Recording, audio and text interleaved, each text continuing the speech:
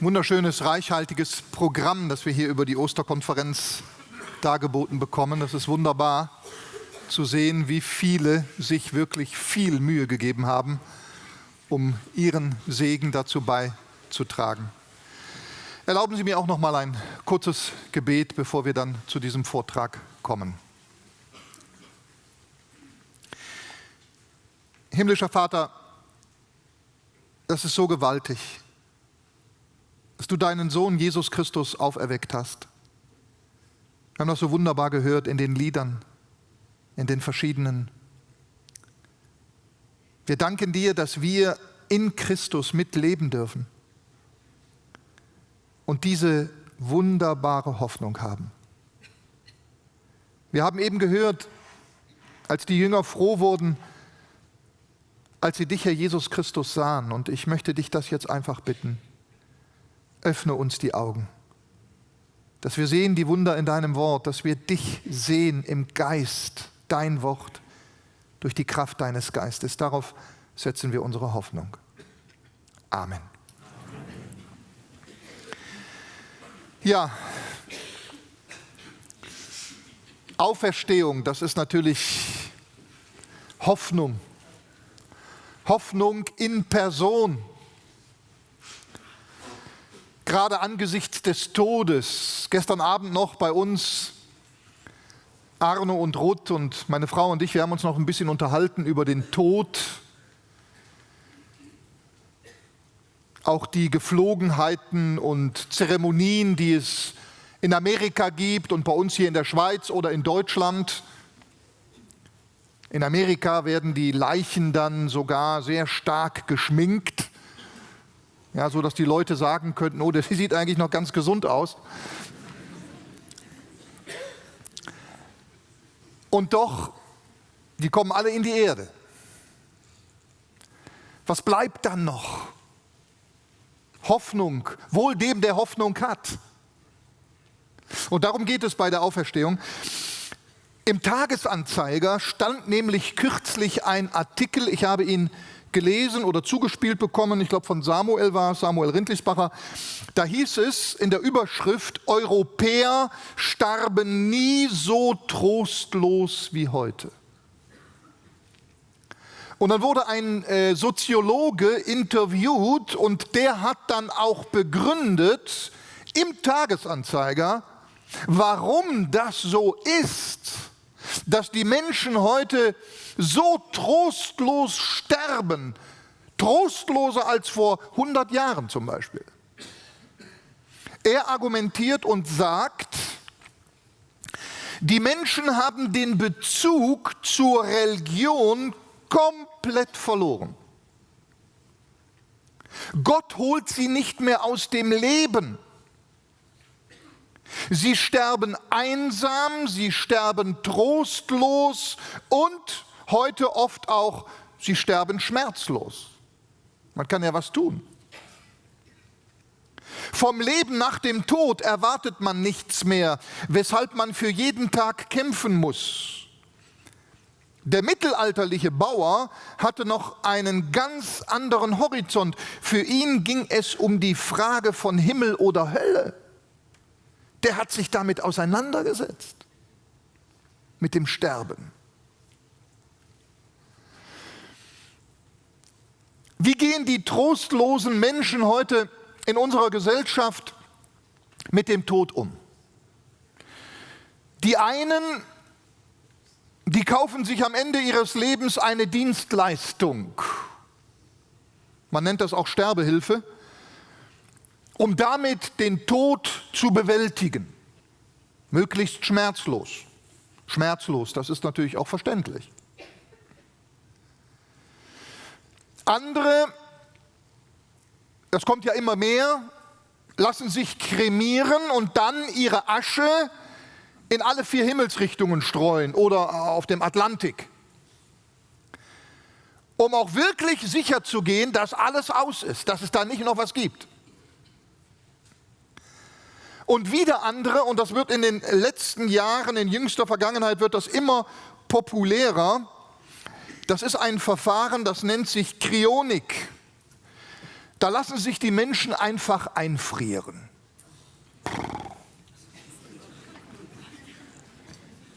Das wäre mir zu kalt.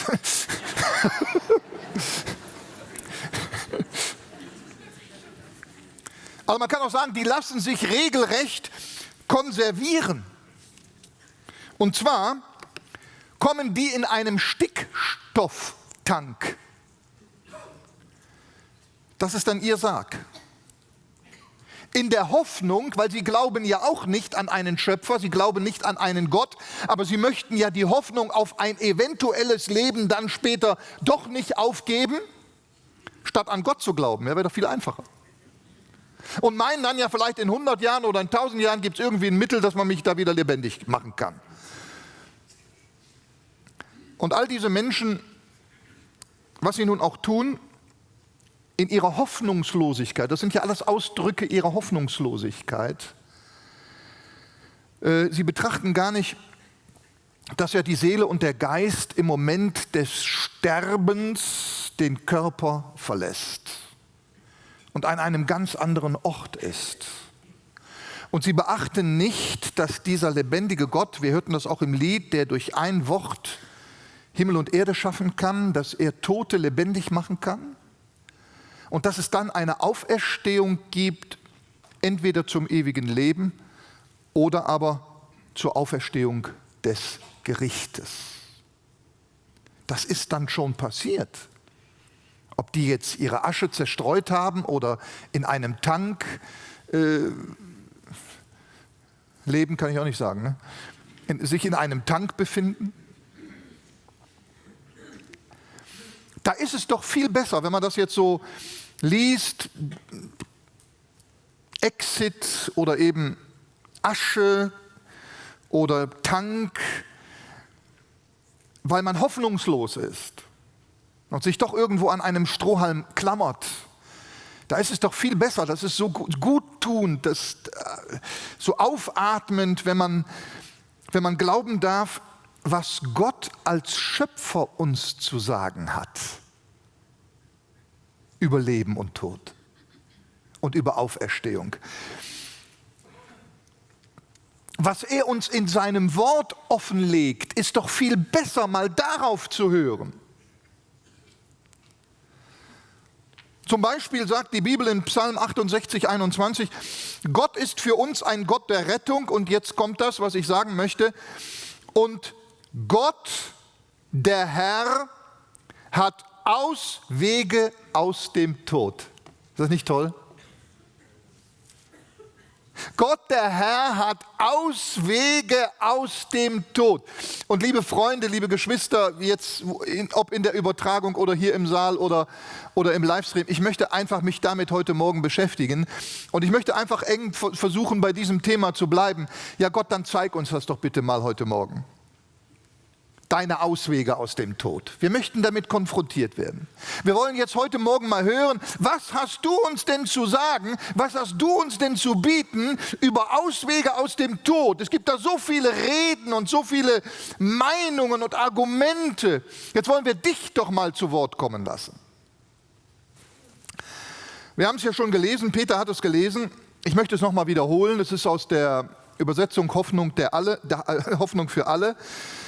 Weil ich finde, das für diese Thematik heute Morgen doch auch sehr angebracht, diese Übersetzung zu wählen. Es heißt dort, da muss man sich eigentlich jeden Satz so auf der Zunge zergehen lassen. Das ist wie so ein Dessert, ja? Echt. So nach dem Leben, das Dessert. Hm? Können Sie das lesen oder wollen wir die Stühle da ein bisschen umkippen? Nein, im Ernst jetzt. Mach das mal so. Komm. Der freie Christenmenschen. Ja. Weil es geht doch ziemlich weit runter, dann können Sie es vielleicht besser sehen. Dankeschön. Ihn, den Gott unseres Herrn Jesus Christus, den Vater, dem alle Herrlichkeit gehört, bitte ich darum, euch durch seinen Geist Weisheit zu geben, dass ihr, ich betone, ihn immer besser erkennt. und er euch seinen Plan zeigt. Er öffne euch die Augen, damit ihr seht, wozu ihr berufen seid, worauf ihr hoffen könnt und welch unvorstellbar reiches Erbe auf alle wartet, die zu Gott gehören. Ihr sollt erfahren, mit welch unermesslich großer Kraft in uns, den Glaubenden, wirkt. Ist es doch dieselbe Kraft, ich wiederhole, ist es doch dieselbe Kraft, mit der er Christus von den Toten auferweckte und ihm den Ehrenplatz an seiner rechten Seite gab. Mit ihr hat Gott ihn zum Herrscher eingesetzt, mit dieser Kraft, über alle Mächte und Gewalten, über alle Kräfte und Herrschaften dieser und der zukünftigen Welt. Alles hat Gott ihm zu Füßen gelegt und ihm zum Haupt seiner Gemeinde gemacht.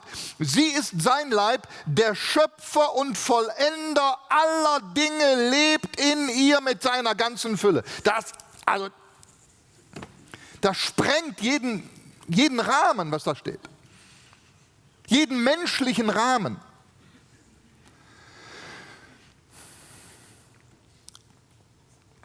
Vielleicht noch nebenbei, bisschen nebenbei, der erste Satz oben, ihn, den Gott unseres Herrn Jesus Christus. Der Gott unseres Herrn Jesus Christus. Und da kommen ja dann die Leute schon und sagen, guck, da haben wir dich. Der Vater ist also der Gott unseres Herrn Jesus Christus. Das ist ja dann der Beweis, dass Jesus nicht Gott ist. Er hat selber einen Gott. Ich möchte das nicht überspringen, ich möchte versuchen, das zu erklären. Es geht hier um die Menschwerdung Jesu. Jesus ist von Ewigkeit her Gott, ist wesenseins mit Gott. Philipper Kapitel 2 steht das ganz klar. Philipper 2. Jesus ist wesenseins mit Gott, er ist Gott. Er ist aber dann in seiner Menschwerdung, in seiner Geburt etwas geworden, was er vorher nicht war. Obwohl er Gott war, war er nicht Mensch. Weil Gott kann ja nicht sterben, oder? Wenn Gott sterben will, ja, wie soll er sterben? Das geht ja gar nicht. Also muss er Mensch werden. Und so wurde er in seiner Geburt Mensch. So hat der Herr Jesus Christus in seinem Leben als Mensch gelebt. So ist der Herr Jesus Christus als Mensch gestorben und so ist der Herr Jesus Christus als Mensch, bitteschön, als Mensch auferstanden. Ja, er hat seine Wundenmale gezeigt. Und er ist als Mensch aufgefahren in den Himmel. Und jetzt ist er, wenn ich das mal so in meinen billigen Worten sagen darf, er ist jetzt beides. Er ist wahrer Gott und wahrer Mensch. Und als wahrer Mensch, weil er ja auch Mensch ist, hat er Gott, den Vater, als seinen Gott über sich. Also ist Jesus beides. Er ist als Herr, ist er Gott. Darum sagt Thomas, einer seiner Jünger, zu ihm, als er ihn erkennt, mein Herr und mein Gott. Sie glauben doch nicht, dass ein Jude das zu einem Menschen gesagt hätte, der nur Mensch ist. Welcher Jude würde zu einem Menschen, der nur Mensch ist, sagen, mein Gott? Gerade Juden, die an den einigen Gott glauben. Aber wenn der Thomas das zu Jesus sagt, mein Herr und mein Gott, dann können wir glauben, dass das Gott ist. Aber er ist auch Mensch. Er hat die Wundenmale gesehen. Clemens von Alexandria, der schrieb im Jahre 212, Christus ist eins mit Gott und dennoch ein anderer als der Vater. Er ist aus Gottes Wesen hervorgegangen wie der Sonnenstrahl aus der Sonne. Finde ich ein schönes Beispiel. Wie der Sonnenstrahl aus der Sonne. Herrlich. Und wir haben das in unserer Zeitschrift, den Spruch fanden wir so gut, da haben wir den in unsere Zeitschrift genommen, ich glaube die Osterausgabe von Rendel Preis, der schreibt, es überrascht nicht, dass der Mensch Jesus stirbt. Das überrascht nicht, weil ist ja klar, jeder Mensch stirbt. Sondern es überrascht, dass Jesus Christus, der Herr, stirbt. Das ist überraschend.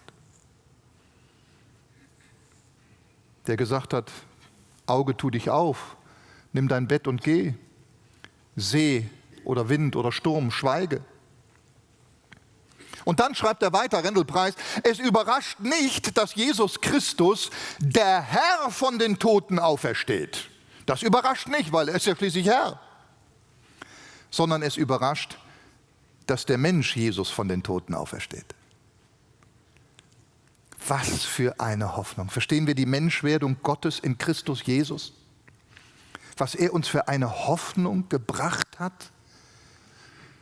Und die behält er ja nicht für sich, die hat er uns ja gebracht in Christus, weil er will, dass wir daran teilhaben. Und mit dieser Erkenntnis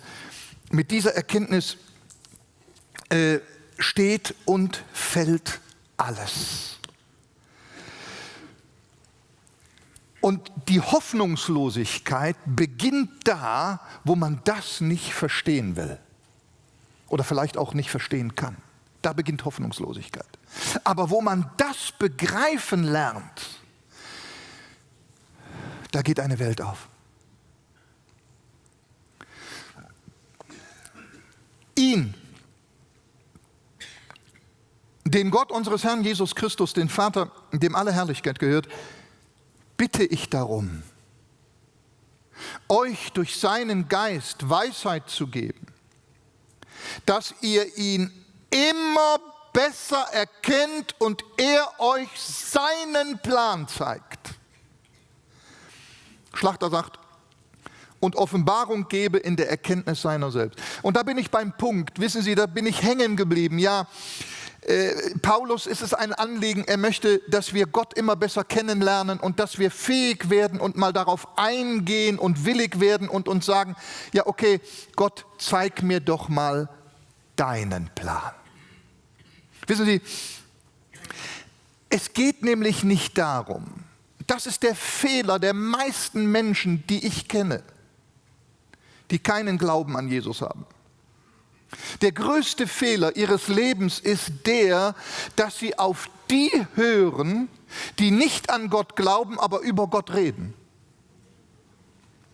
Das können intelligente Leute sein, das können vielleicht Philosophen sein, das können Psychologen sein, das können Medienfachleute sein, die ihre Weltanschauungen haben. Das können die intelligentesten Atheisten sein. Das können sogar religiöse Menschen sein, sogar Theologen, die keine persönliche Beziehung zu Jesus haben. Und die haben ihre Argumente und dann reden die über Gott und was er ist und was er nicht ist und was es dann doch nicht gibt und was alles erfunden ist und so weiter und so fort.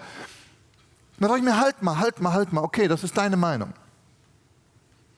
Und der Mensch merkt gar nicht, wie beeinflussbar er ist, ja?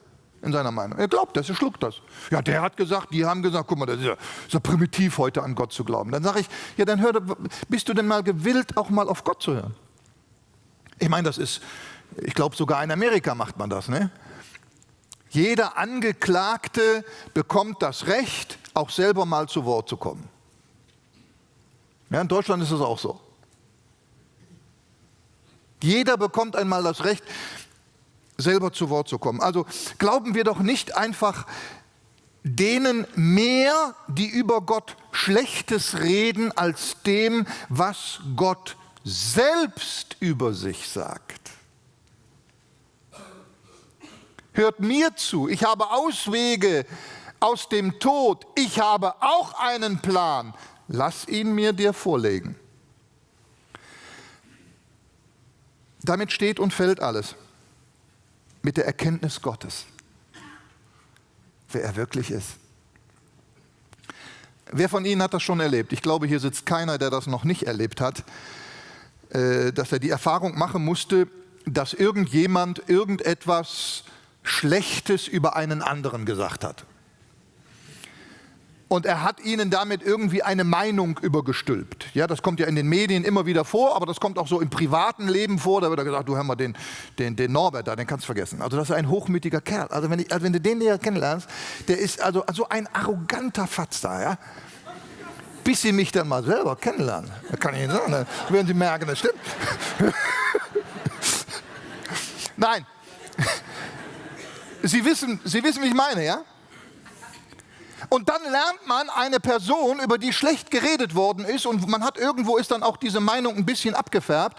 Und dann lernt man plötzlich diese Person selber kennen und dann denkt man, Mensch, das stimmt ja eigentlich gar nicht. Das ist ja ganz anders. Ich führe Sie jetzt mal in ein Geheimnis ein. Nämlich in das, ist kein Geheimnis, aber in das, wie ich meine Schwiegereltern kennengelernt habe. Meine Frau. Ich war also in Norddeutschland, ich war da in der Militärzeit und da habe ich dann durch einen Freund, meine Frau kennengelernt. Und wir waren natürlich verliebt bis über beide Ohren. Und irgendwann kam ja dann der Zeitpunkt, oh, jetzt muss ich mich ja auch den Eltern vorstellen. Und die muss ich auch kennenlernen. Ne, ist ja klar, das ist, oder? Vielleicht schon einige durchgemacht. Und jetzt kam der Tag, kam immer näher, an dem ich dann eben zu ihren Eltern sollte. Und da hatte ich einen Freund, der war eben mit mir zusammen damals da im Militär. Und ich weiß nicht, warum der das gemacht hat. Ich glaube, der wollte Elke auch gerne als Freundin haben, glaube ich. Auf jeden Fall sagt er mir, du Norbert, vor dem Vater von der Elke musst du auf die Acht sein. Du, das ist ein Trinker. Der Mann ist unberechenbar. Ja? Und außerdem hat die Elke noch einen großen Schäferhund. Und der fällt jeden an. Können Sie sich vorstellen, wie ich mich gefühlt habe, als ich da zu den Eltern wollte? Und die Eltern kennenlernen wollte und ihren Schäferhund. Ich meine, darauf hätte ich gerne verzichtet. Ja? Aber ich habe gedacht, Mensch, was machst du jetzt? Der Vater, ein Trinker, und da schlägt er dich vielleicht um oder was? Oder wird jähzornig oder irgendwie sowas. Und dann kam ich zu ihren Eltern und der Erste, der auf mich zukam, war der Hund. Ja, tatsächlich. Aber zu meiner Überraschung, meine Frau war damals selber überrascht, der legt sich vor meine Füße. Echt. Und wir sind nachher ganz dicke Freunde geworden. Ich bin mit dem spazieren gegangen. Und es war ein gefährlicher Hund, tatsächlich. Mit so langen Schäferhundhaaren so. Ja. Aber wir haben uns dann prächtig verstanden. Und Elke sagte mir damals auch, ich verstehe gar nicht, dass der normalerweise, muss man sehr aufpassen.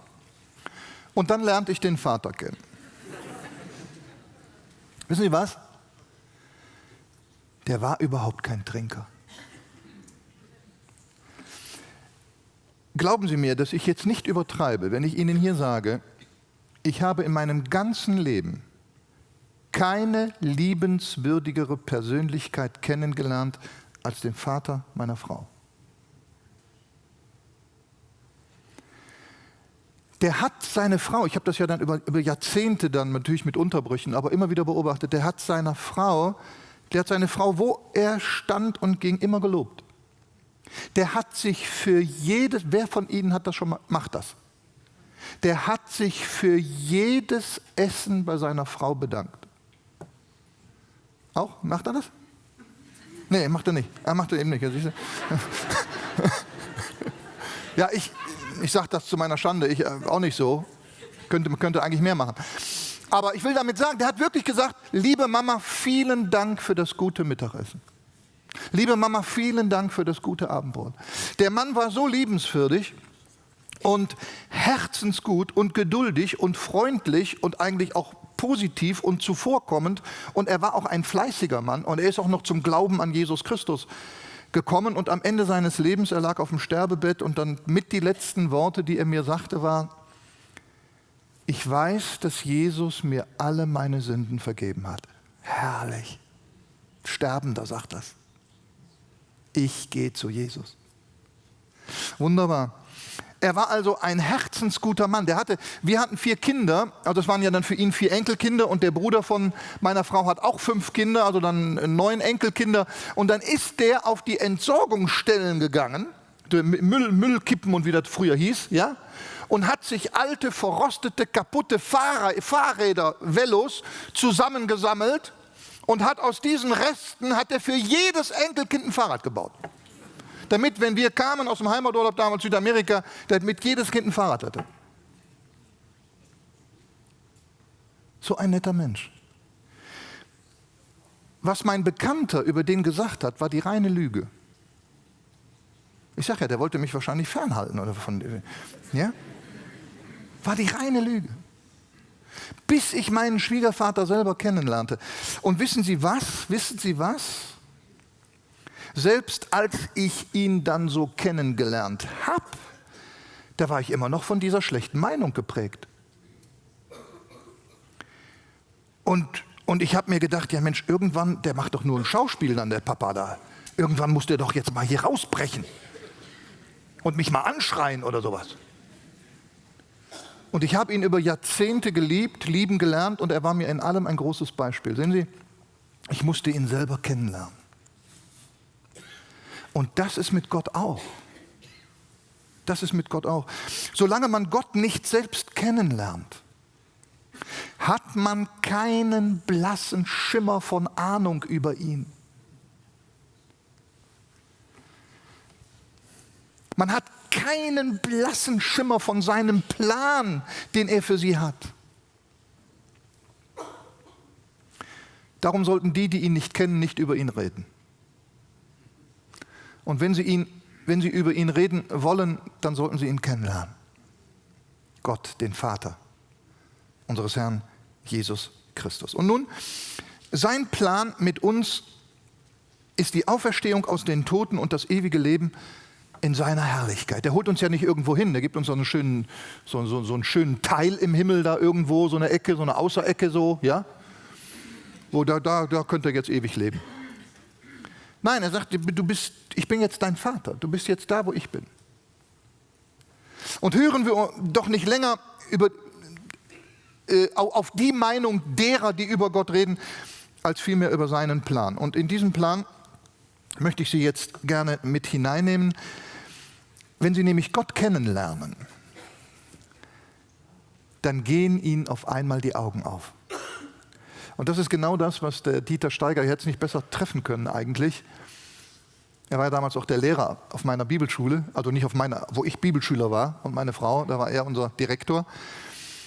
Und er hatte eben so schön gesagt, und da wurden die Jünger froh, als sie den Herrn sahen. Wurden sie nicht traurig oder entsetzt oder mit Angst erfüllt. Da wurden sie froh, als sie den Herrn sahen. Sehen Sie Vers 18 hier.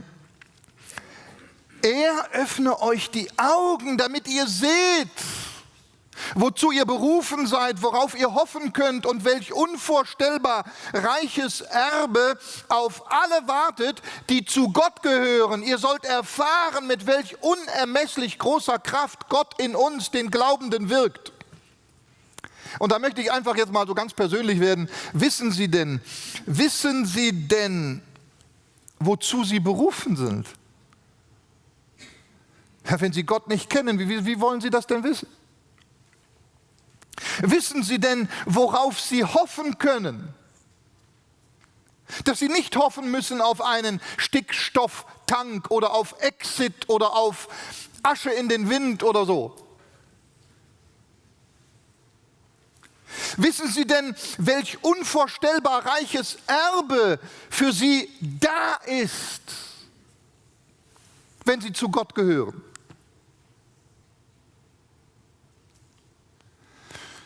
Wissen Sie denn, welche Erfahrung Sie machen dürfen und machen sollen?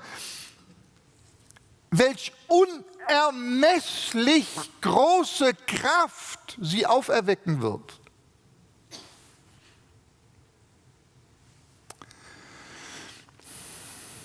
Lassen wir uns von Gott selbst darlegen, was es bedeutet, was Jesus in seinem Tod und in seiner Auferstehung errungen hat. Aber dazu muss man geistlich sehend werden. Und da bitte ich Sie, wenn Sie das noch nicht können, beten Sie dafür. Fangen Sie an und beten Sie zu Gott in Jesu Namen und sagen Sie, bitte öffne mir die Augen für dich und für dein Wort. Tun Sie alles andere mal weg. Und nehmen Sie nur die Bibel. Am besten fangen Sie im Neuen Testament an.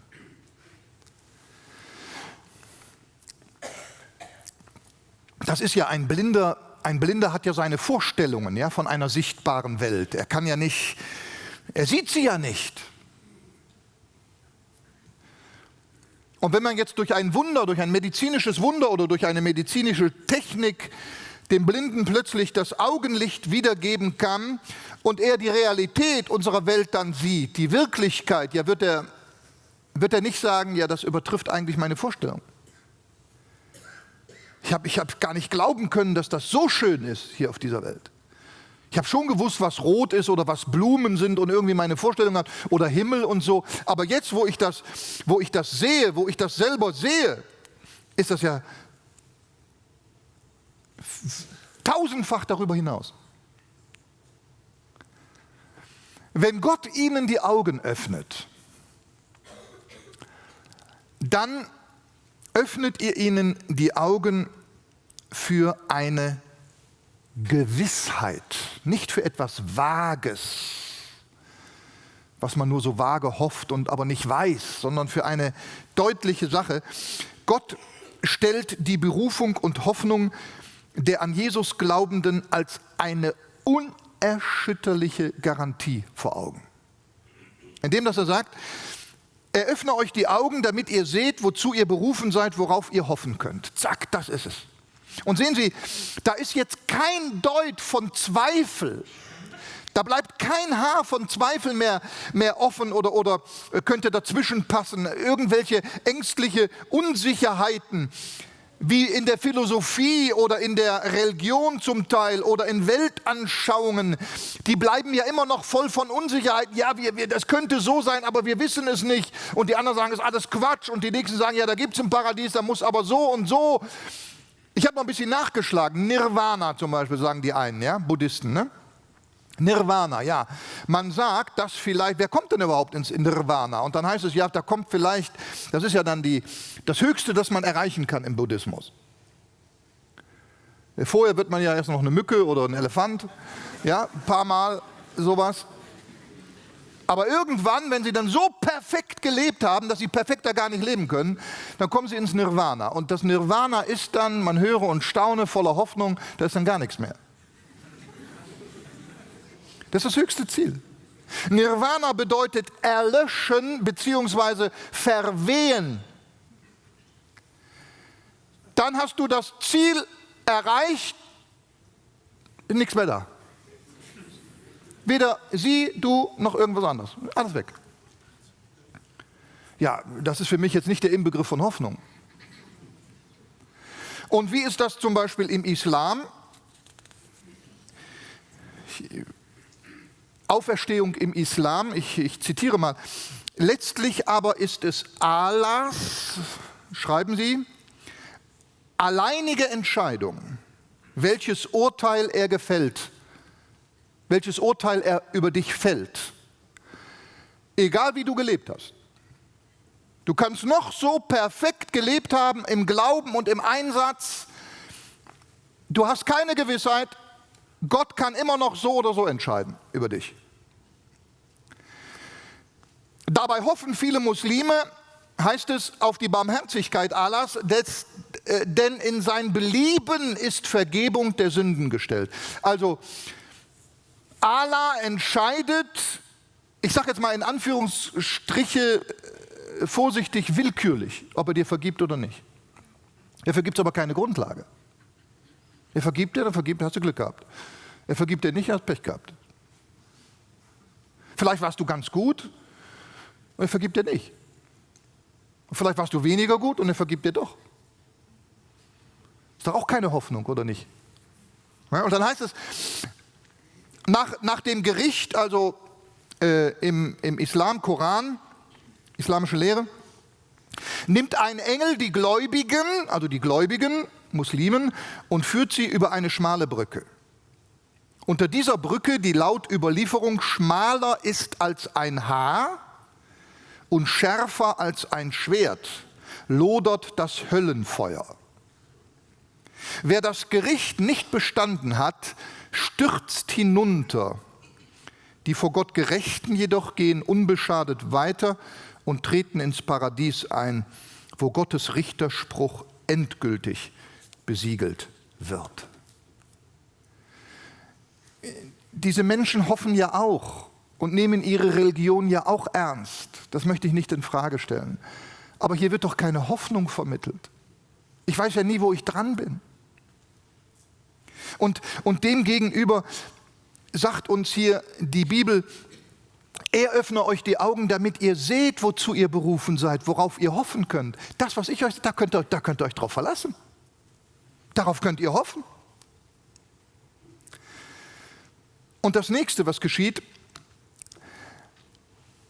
das ist die Garantie, die Gott uns gibt, betrifft zwei unabänderliche Tatsachen. Also die Garantie, die Gott uns in seinem Plan, in seiner Hoffnung uns vermittelt, betrifft wenigstens zwei Tatsachen. Jetzt laut diesem Text zwei Tatsachen. Erstens, welch unvorstellbar reiches Erbe auf alle wartet, die zu Gott gehören. Nicht vielleicht, mal sehen, schmale Brücke, Nirvana oder so. Unvorstellbar großes Erbe, reiches Erbe, die zu Gott gehören. Herrlich. Unvorstellbar. Ich habe da nachgeschlagen in diesen schlauen Büchern, ja. Was ist unvorstellbar? Laut Duden. Unvorstellbar ist etwas, das man mit dem Denken oder der Fantasie nicht erfassen kann. Nicht vorstellbar. Da kommen wir an unsere Grenzen. Unvorstellbar. Ich meine, wir können uns viele Dinge fantasievoll vorstellen, ne? Auch wenn wir sie nicht erreichen. Aber ich kann mir zum Beispiel gut vorstellen, dass Deutschland Weltmeister wird, oder? In Brasilien. Ne? Oder die Schweiz. Ja?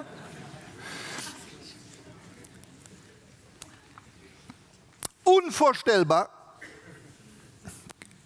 Geht nicht weiter. Geht nicht weiter. Also Gott sagt, es geht, du kannst auf ein Erbe bei mir hoffen, wenn du zu mir gehörst. Das kannst du dir nicht vorstellen.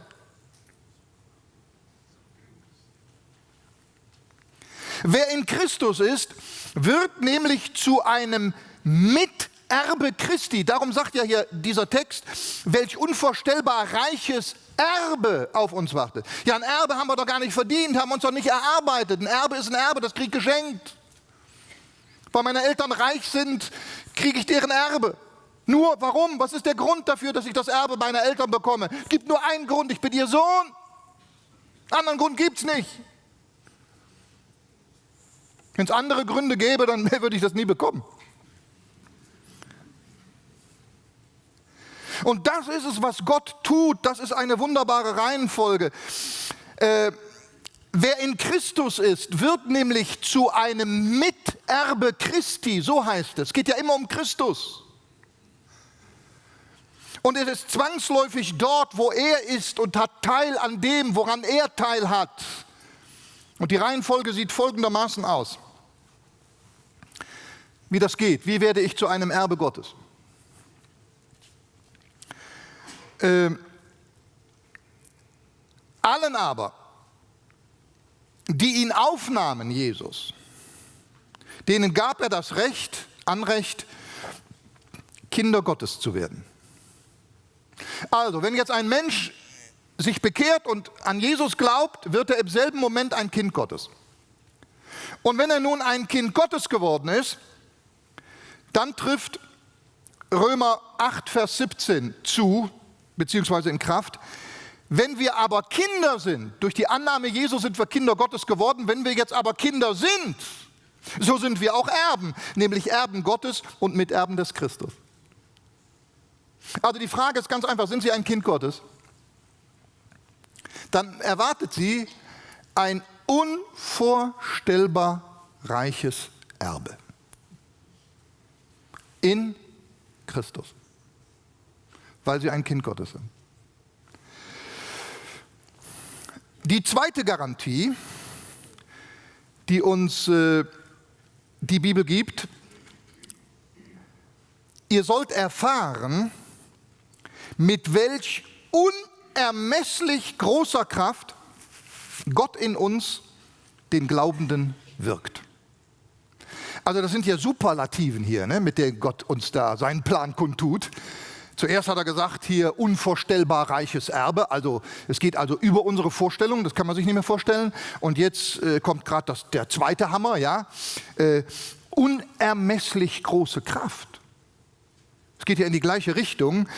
Unermesslich große Kraft, unermesslich, ja, das ist eine Kraft, die man nicht mehr messen kann.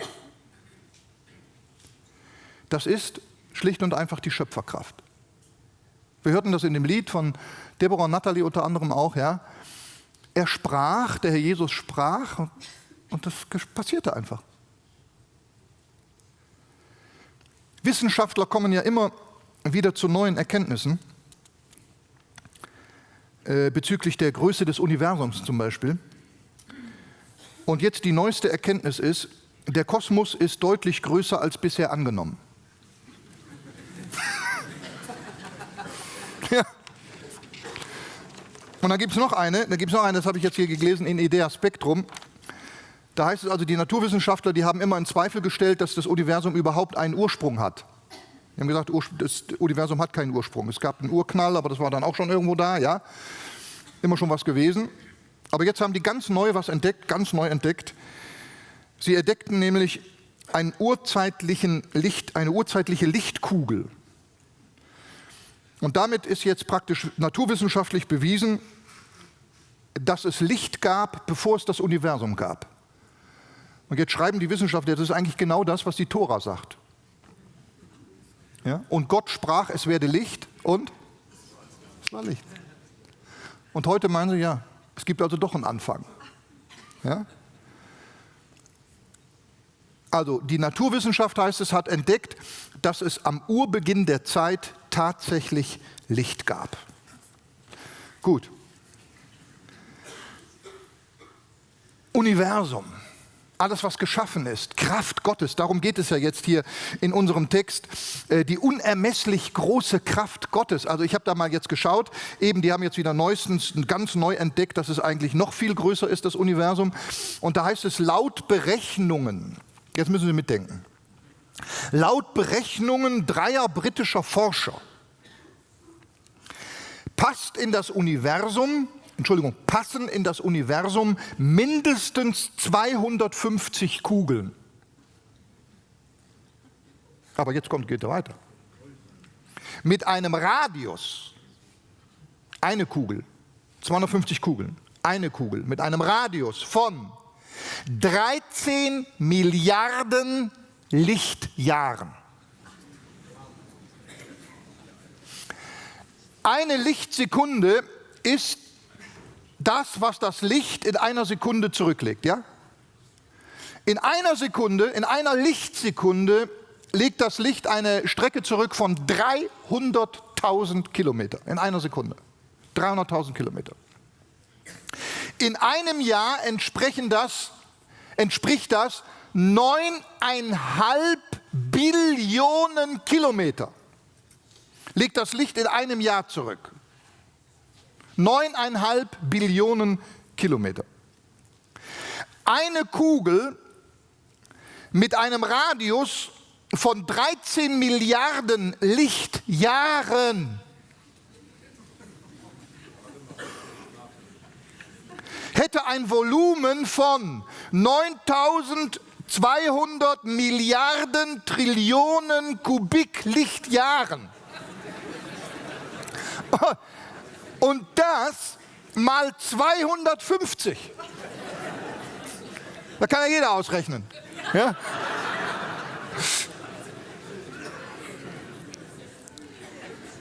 Es ist so schön. Und Gott sprach, es werde. Und es war.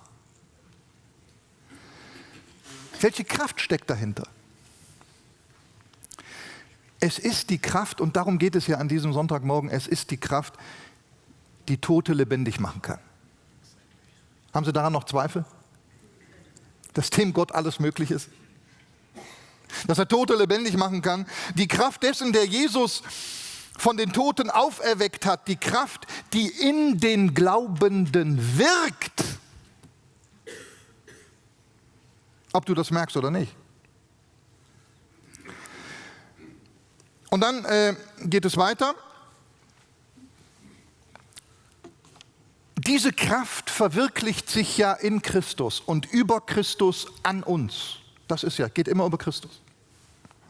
Und da lesen wir jetzt, ist es doch dieselbe Kraft, die da in uns wirkt und uns von den Toten auferweckt, ist es doch dieselbe Kraft, mit der er Christus von den Toten auferweckt und ihm den Ehrenplatz an seiner rechten Seite gab. Mit ihr hat Gott ihn zum Herrscher eingesetzt über alle Mächte und Gewalten, über alle Kräfte und Herrschaften dieser und der zukünftigen Welt.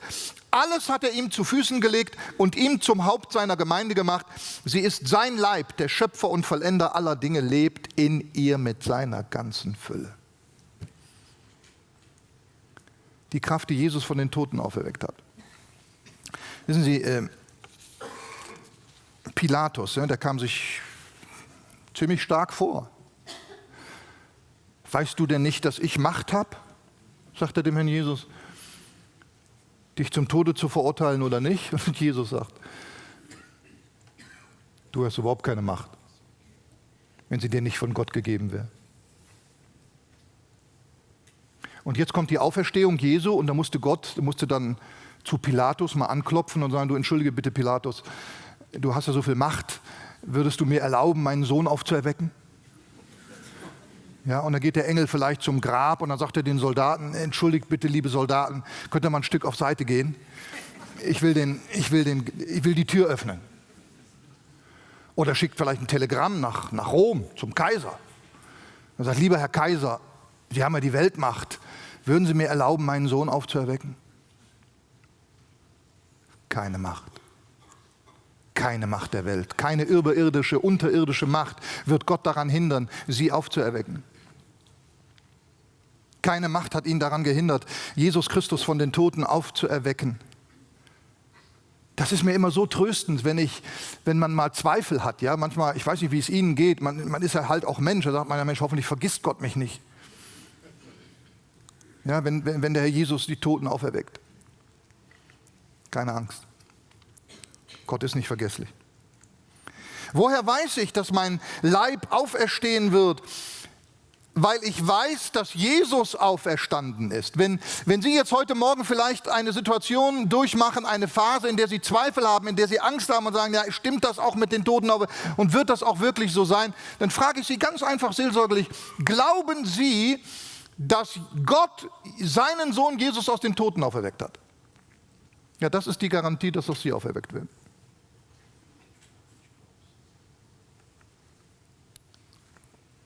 Und diese Kraft hat Jesus aus den Toten auferweckt, sagt uns dieser Text, den Ehrenplatz zur rechten Seite Gottes gegeben, die Herrschaft gegeben über alle Mächte, Gewalten, Herrschaften, über diese und die zukünftige Welt. Diese Kraft hat ihm alles unter die Füße gelegt und diese Kraft hat ihn zum Haupt der Gemeinde gemacht. Also Jesus ist das Haupt der Gemeinde, wir sind der Leib Christi, wir sind Glieder an seinem Leib, wir sind also mit Christus verwurzelt, eins geworden und damit hineinversetzt in all das, was Gott ist. Daher haben wir Anteil an allem, was Jesus Christus gehört und wo er ist. Wir sind mit ihm zur Rechten Gottes versetzt. Wir sind mit ihm über alles erhoben. Sowas kann man, verstehen Sie, das kann man sich nicht verdienen. Da stoßen wir auch an unsere Grenzen. Ja? Das kann man sich nicht erarbeiten. Das kann man nur geschenkt kriegen.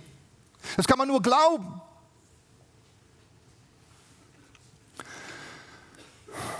Und darum möchte ich zu dem nächsten, und das ist eigentlich dann der letzte Hauptpunkt schon, ja, aber wir sind noch nicht zu Ende. Gott konfrontiert uns mit unserer Stellung in Christus. Und wenn Sie das verstanden haben, werden Sie keine Heilsunsicherheit mehr besitzen, wenn Sie das verstanden haben. Dann werden Sie nie mehr denken dürfen. Und wenn ja, dann gehört Ihnen ein paar geknallt rechts und links. Dann dürfen sie nie mehr denken, ja, ob ich auch wirklich gerettet bin. Ich bin ja noch so schlecht. Ich bin ja noch so ein Versager. Ja, das werden sie auch immer bleiben. Bilden Sie sich etwa ein, dass Sie mal kein Versager mehr sein werden? Wer bildet sich das ein? Gott konfrontiert uns mit unserer Stellung in Christus. Epheser 2, 4-7.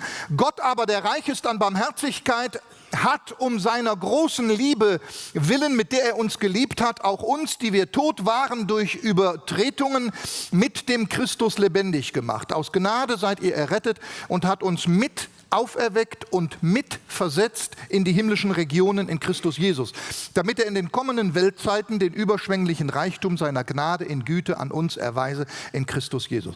Also die Bibel gibt uns hier so eine Garantie, der Plan Gottes geht also so weit und die Hoffnung, die wir haben können, ist so tiefgründig und so sicher, dass Gott sagt, es ist eigentlich schon alles passiert. Du musst gar nicht mehr kommen, es muss doch kommen, aber du bist eigentlich schon da. Verstehen Sie? Hier steht ja nicht, mit der er uns geliebt hat, das ist Vergangenheit, und dann wird er uns mitlebendig machen zukünftig. Und er wird uns zukünftig mitversetzen mit Christus. Nein, er hat uns lebendig gemacht in Christus und er hat uns mit auferweckt in Christus und er hat uns bereits mitversetzt in Christus. Warum hat er das gemacht? Warum rettet Gott uns? Nur um etwas Gutes zu tun? Nur um einen Plan für seine eigene Herrlichkeit zu erfüllen? Sicher, das dient ihm alles zur Verherrlichung. Aber ist das alles? Hat Gott eine gute Idee gehabt und jetzt mache ich mal was Schönes und dann werde ich gelobt in alle Ewigkeit? Es ist, ihr Lieben, es ist die Liebe. Verstehen Sie? Und auch da, die Menschen reden so schlecht über Gott, ja? Und sie werfen ihm alles Mögliche vor. Und die Bibel sagt uns, Gott ist Liebe, das heißt, er ist die Quelle der Liebe, er ist in seinem Wesen Liebe. Aus ihm, der Quelle der Liebe, kann nie etwas anderes kommen als Liebe, das geht gar nicht. Da kommt nur Liebe. Und die Ausschüttung, die Gabe seines Sohnes und später die Gabe der Wiedergeburt des Heiligen Geistes, all das hat uns Gott in seiner Liebe gegeben und geschenkt. Im Weiteren zeigt uns der Herr eben, was bereits geschehen ist für die, die glauben. Mit Christus lebendig gemacht, mit auferweckt, mit versetzt. Weil das so schön ist, muss ich mich einfach daran aufhalten. In die himmlische Region in Christus. Also das ist für Gläubige bereits Realität. Vor Gott, aus Gottes Perspektive, aus ihrer nicht. Aber aus Gottes Perspektive sind sie bereits, weil sie ja in Christus sind, lebendig gemacht. Sie sind bereits mit auferweckt, auch wenn sie noch sterben müssen. Sie sind bereits mitversetzt in himmlische Regionen. Ist das möglich? Ich bin doch noch hier mit beiden Beinen auf der Erde und mit den ganzen vielen Schwachheiten behaftet.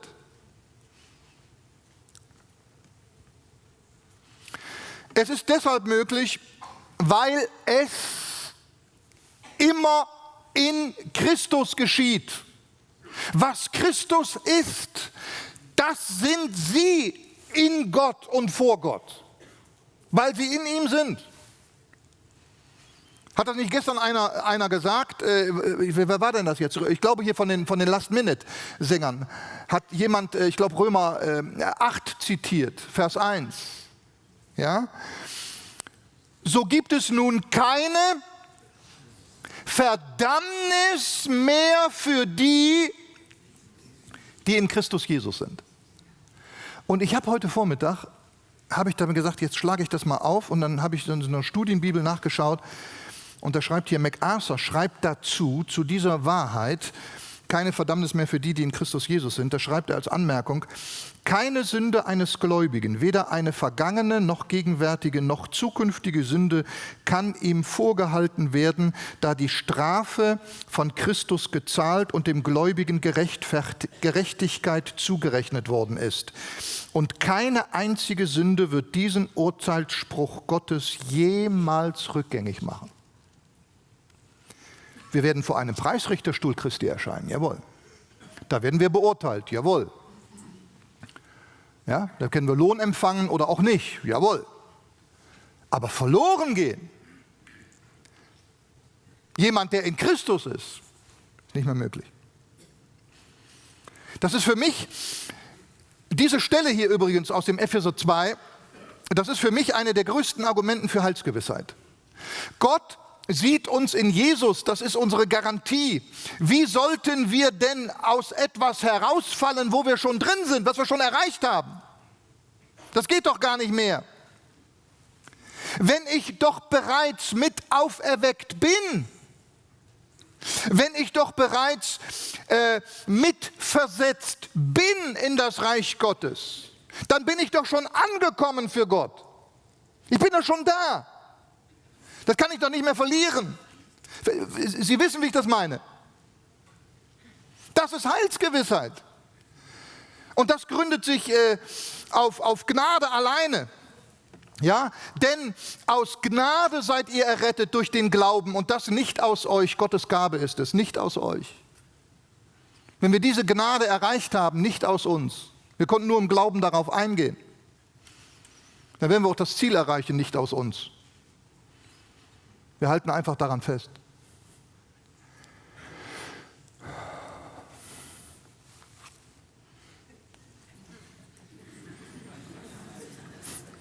Wissen Sie, was das ist? Kein Schweizer darf jetzt was sagen. Was ist das? Das ist das Bankgeheimnis. Ich habe es hier.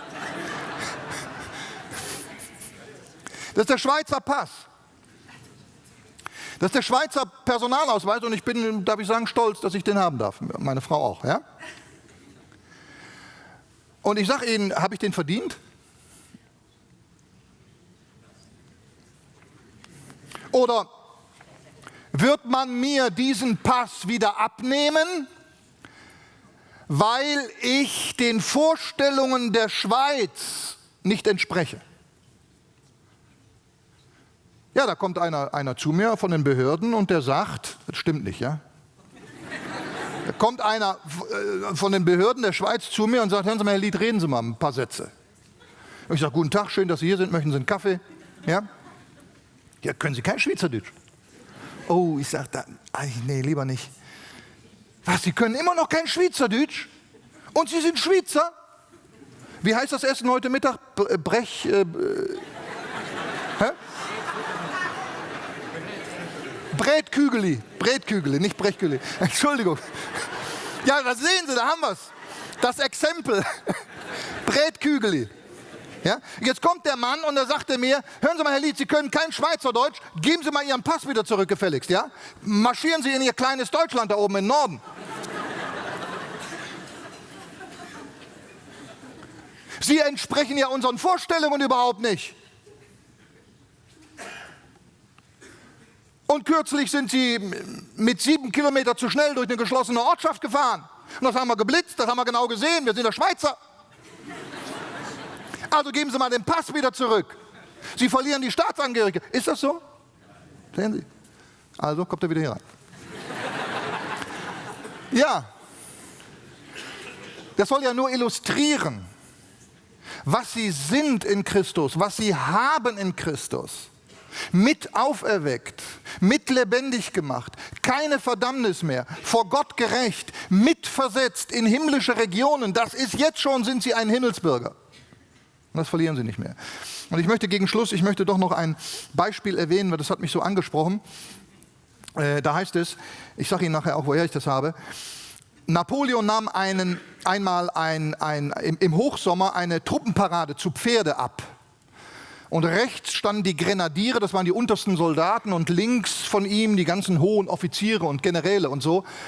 Und dann, es war Hochsommer und dann kam irgendeine Fliege, die setzte sich auf die Nüstern da von dem Pferd und das fing an zu scheuen und tänzelte auf den Hinterhufen hin und her und der Napoleon drohte runterzufallen und da springt einer beherzt aus der Grenadierreihe, springt raus und fasst das Pferd bei den Zügeln und zieht es sacht runter und das ist ganz ruhig. Und der Napoleon, der erkannte natürlich sofort diese Situation, dass ein einfacher Grenadier ihm da praktisch gerettet hat, ja, vor einer ganz, ganz peinlichen Situation, da vor allem vom Pferd zu fallen. Und um sich dann bei ihm zu danken, sagte der Napoleon zu diesem Grenadier, Merci, Kapitän. Vielen Dank, Herr Hauptmann. War ja gar kein Hauptmann.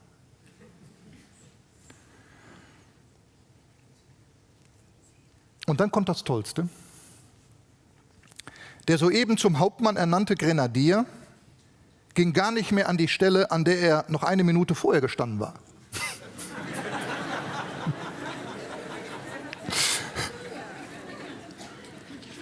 Sondern er hat sich sofort an die Seite gestellt der Offiziere,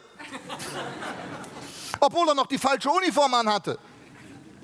Warum? Weil er war ja, heißt es, de jour oder de jure, wie sagt man? De jure. De jure war er ja ernannt zum Offizier, obwohl er de facto eigentlich noch ein Grenadier war. Ja? Und er musste sicher noch viele, viele Jahre lernen, wie ein Offizier zu leben. Aber er war es trotzdem schon, weil der Kaiser ihn dazu ernannt hat.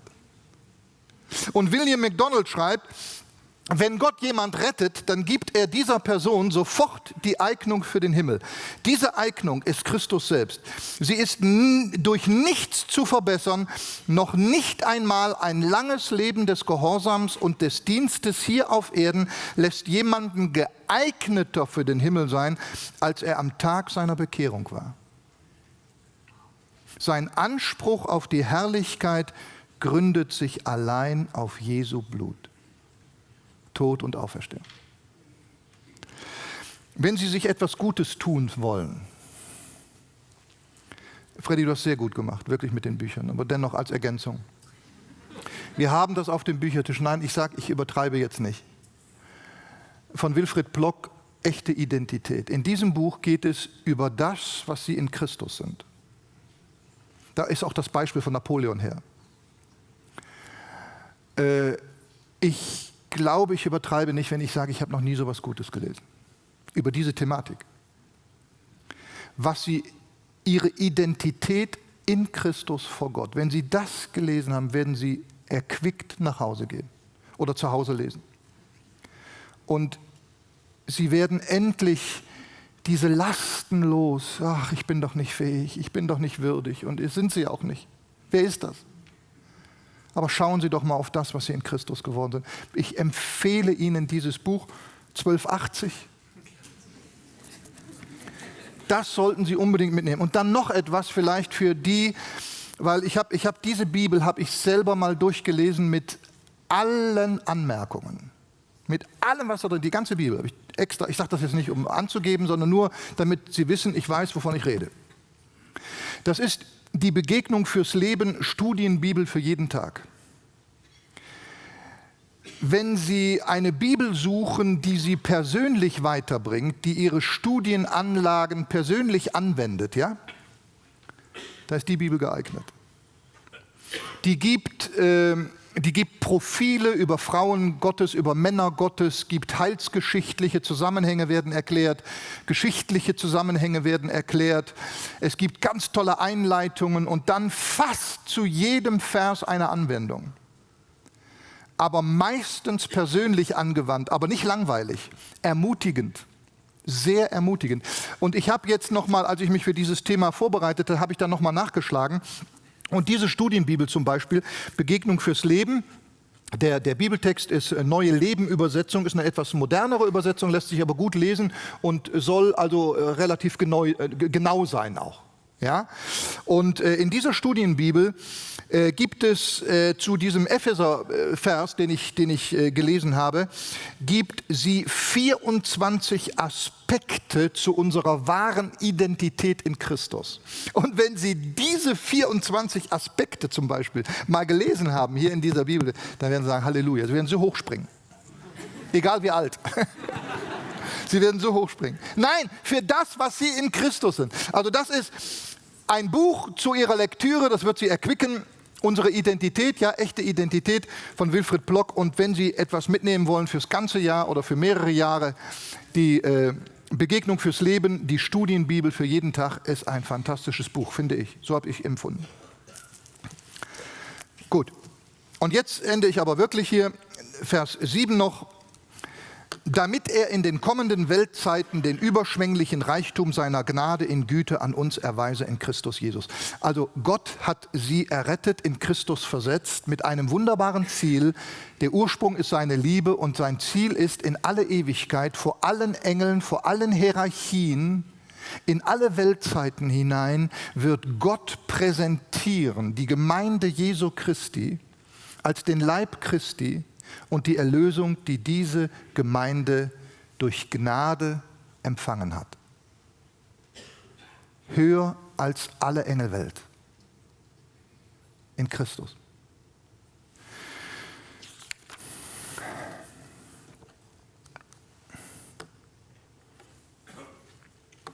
Es wäre schade, wenn Sie nicht dabei wären. Wenn Gott Ihnen diesen Plan darlegt und Sie immer noch meinen, ja komm, ich weiß nicht, aber die und die haben doch gesagt. Oder ich muss doch noch mehr tun. Tät mir sehr leid. Aber wenn Sie heute Morgen sagen würden, so, jetzt ist Zeit. Jetzt sage ich zu diesem Angebot Gottes ja. Ich will auch in Christus sein. Wollen Sie das? Amen. Ich bete noch. Himmlischer Vater, schenke es doch in diesen Momenten, dass Herzen hier unter uns sind, die darauf eingehen, die sich die Augen öffnen lassen für deinen Plan und diese wunderbare, lebendige Hoffnung in deinem Sohn Jesus, für diese Kraft, mit der du Jesus auferweckt hast und alle auferweckst, die an dich glauben und in ein unvorstellbar reiches Erbe hineinführen wirst. Und wer jetzt innerlich mitbeten will, möge das einfach tun in seinem Herzen. Himmlischer Vater, in Jesus Christus komme ich zu dir. Vergib mir meinen Unglauben, meinen Zweifel, alle meine unzähligen Sünden. Du liebst auch mich. Jesus, du bist für mich in diese Welt gekommen. Ich entscheide mich jetzt für dich, Herr. Im Glauben nehme ich dich auf und bete, trete jetzt in mein Leben und mach mich zu einem Kind Gottes, zu einem Erbe und Miterbe. Und für andere unter uns,